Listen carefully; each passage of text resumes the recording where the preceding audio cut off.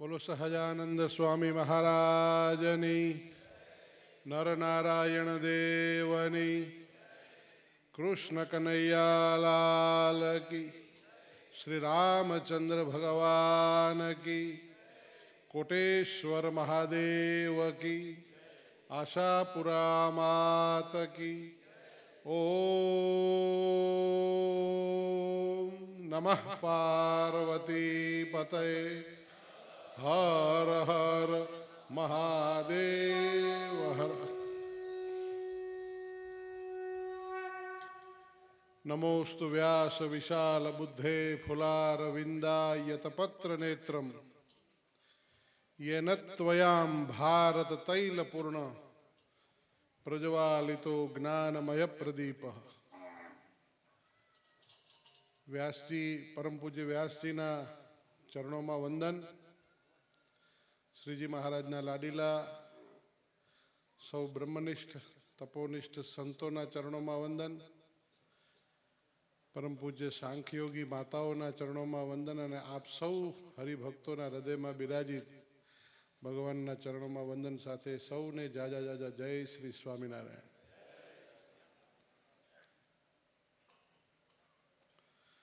ગાવો મેં અગ્રતઃ સંતુ, ગાવો મેં સંતુ પૃષ્ઠતઃ, ગાવો મેં હૃદય સંતુ, ગવામ મધ્યે વસામ્યહમ. ગાય મારી આગળ રહે, ગાય મારી પાછળ રહે, ગાય મારા હૃદયમાં રહે અને હું ગાયોની વચ્ચે રહું, એવું ભગવાને જે મને તમને શીખવ્યું છે. પરંતુ કાળક્રમે હું ને તમે બધા ભૂલ્યા. અને જ્યારે આપણે ભૂલતા હોઈએ છીએ, માર્ગ ભૂલતા હોઈએ છીએ, ત્યારે સંતોનો હંમેશા દીવાદાંડીની સમાન આપણને પથદર્શક સંતો, મહંતો, આપણા ઋષિ મુનિઓ, આચાર્યો આપણને એ સદમાર્ગે ચડાવનાર, એટલે જ આપણે એને સદગુરુ કહેતા હોઈએ છીએ. એવા સંતોએ જ્યારે આજે ગાયોની વચ્ચે કથા કરી છે, એ અદ્ભુત ચિત્ર છે અને અદ્ભુત દ્રશ્ય છે અને આખા વાતાવરણને સકારાત્મકતાથી ભરી દીધું છે. હું આવ્યો, મને નિમંત્રણ પણ હતું અને સ્વામીએ કહ્યું હતું કે ગમે એમ સમય કાઢજો. હું દોડીને સવારે લગભગ 8 વાગ્યાથી નીકળ્યો છું અને મને એમ થયું કે પહોંચી જાઉં. કથામાં ગૌકથા કઈ રીતનું હશે મને કોઈ કલ્પના નથી. પરંતુ અહીંયા આવીને સ્વામી એટલો ખરેખર રાજીપો થાય છે કે પ્રત્યક્ષ ગાયો બિરાજમાન છે. અને મને આ તરત જ મંત્ર યાદ આવ્યો કે ગાવો મેં અગ્રત સંતુ, ગાવો મેં સંતુ પૃષ્ઠતઃ. તો આ ગાય મારી પાછળ છે, હું આગળ બેઠો હતો તો ગાય મારી આગળ છે. અને કથા ચાલે છે તો ગાય મારા હૃદયમાં છે અને હું ગાયની વચ્ચે છું. એ નારાયણે, ભગવાન કૃષ્ણએ જે કહ્યું છે એનો સાક્ષાત્કાર અહીંયા થયો, એનો અતિ આનંદ છે. તો આજે આપણે સૌ કોઈ અહીંયા ભાઈ બહેન કથામાં આવ્યા અને આ ગાયોનું ખૂબ સુંદર મહિમા સમજ્યા છીએ. અને કથાની બહાર જશું એટલે શું કરીશું? આપણે એમ બધા ઊભા થઈએ એટલે કપડાં ખંખેરીએ કે સ્વામીનું લેવાય નહીં, સ્વામીને દીધી તું પાછું.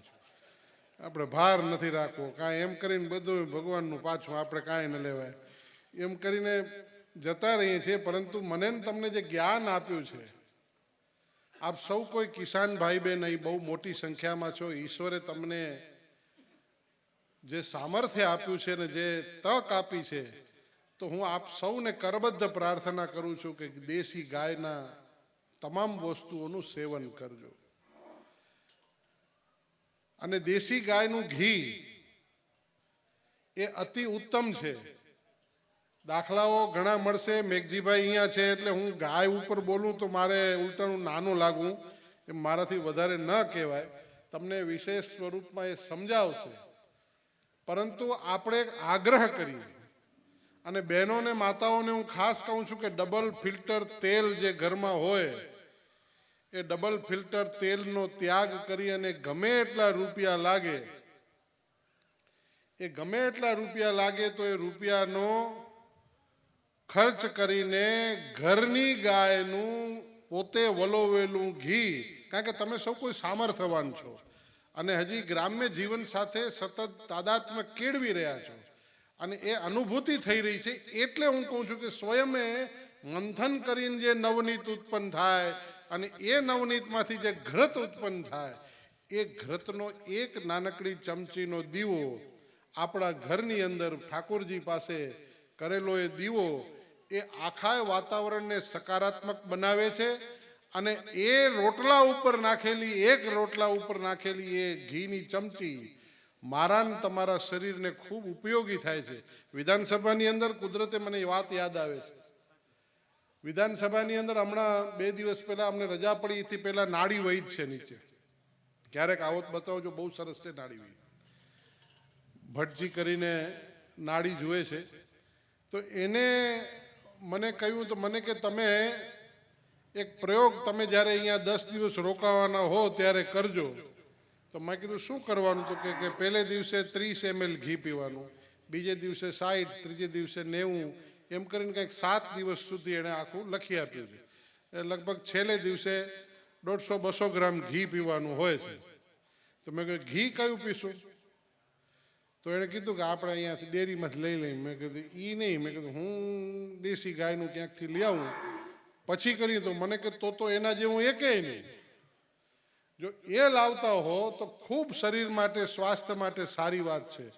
એટલે આ જે હું અનુભવ્યું છે એ આપની સાથે આજે પૂજ્યવ્રત સંતોના ચરણોની ઉપસ્થિતિમાં અને ગૌ માતાની આ સુંદર મજાની ઉપસ્થિતિમાં આપની સાથે વાત શેર કરું છું કે મારા ને તમારા શરીર માટે ઉપયોગી છે.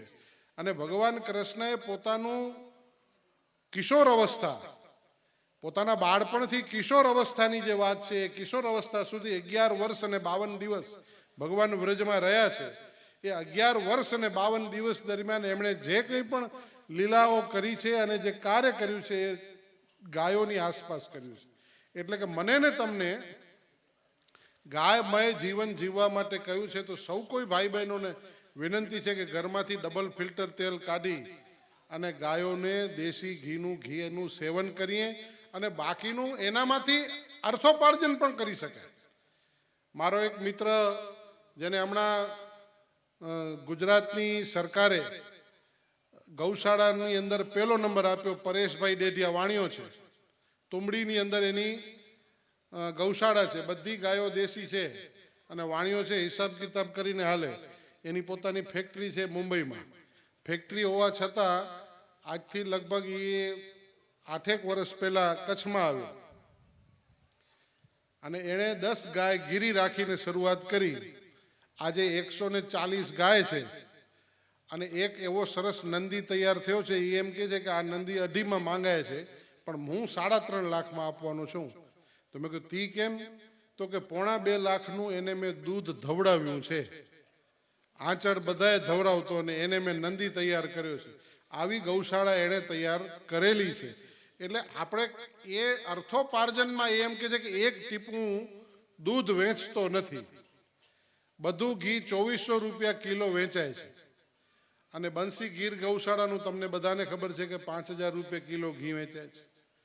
એમાં પણ એક મને અશ્વગંધાનું ઘી તૈયાર કરી આપ્યું એણે કે પૂર્ણિમાના દિવસે. સ્વામી, એક વાત કરીને મારી વાત પૂરી કરું કે ગાય મને પણ બહુ ગમે છે. નાનપણથી મોટે સુધી બહુ ગાયોની સેવા, ઘરમાં પણ 4 ગાય હતી. અશ્વગંધાનું ઘી કે પૂર્ણિમાના દિવસે 1 કિલો ઘી, એની અંદર 1 કિલો દૂધ ઉમેરવાનું અને અશ્વગંધા જે ભેગી કરી હોય એ એમાં ઉમેરવાનું અને છાણા ઉપર ધીમી આંચે હલાવતા હલાવતા સૂર્યોદયથી કરીને સૂર્યાસ્ત સુધી.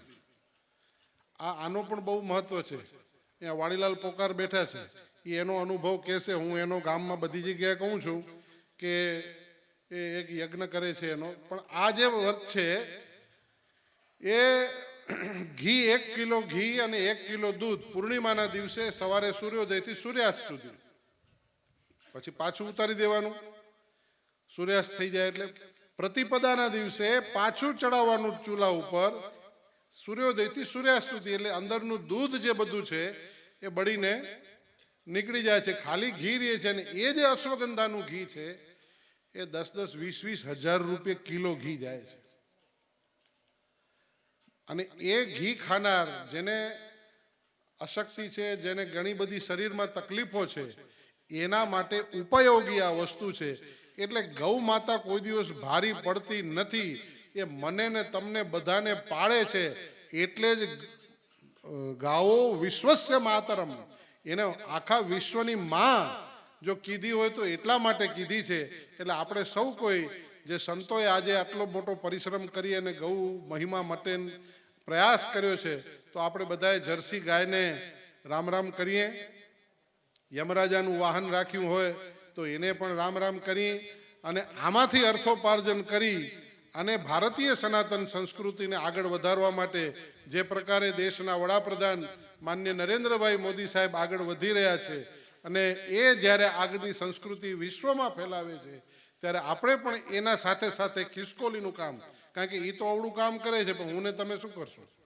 તો આપણે પણ બધા ખિસકોલીનું નાનું નાનું કામ કંઈક ને કંઈક કરતા રહીએ એવી અભ્યર્થના સાથે મને આ સુંદર મજાના કથાના પ્રસંગની અંદર ઉપસ્થિત થવાનો, અને એમાં ગંગા અવતરણની કથા કદાચ ચાલતી હતી, ભગીરથ સુધી વાત હતી. ભગીરથના બાપા દિલીપ અને દિલીપના બાપા અંશુમાન અને અંબરીશ, આ વંશમાં ચાલતી કથા કે જે ખૂબ ભાગ્યશાળી લોકોને ગંગા અવતરણની કથા સાંભળવા મળતી હોય, તો એ જે વાત છે એ બધાએ આપણે સૌ કોઈ, મારાનું તમારું આપણું બધાનું આ કથા ભલું કરે એ જ અભ્યર્થના સાથે મને આમંત્રણ આપ્યું, સંતોએ આશીર્વાદ પાઠવ્યા અને સન્માન કર્યું. આપના બધાના દર્શન કરવાનો લાભ આપ્યો બદલ આભાર, ધન્યવાદ. અસ્તુ. ભારત માતા કી જય.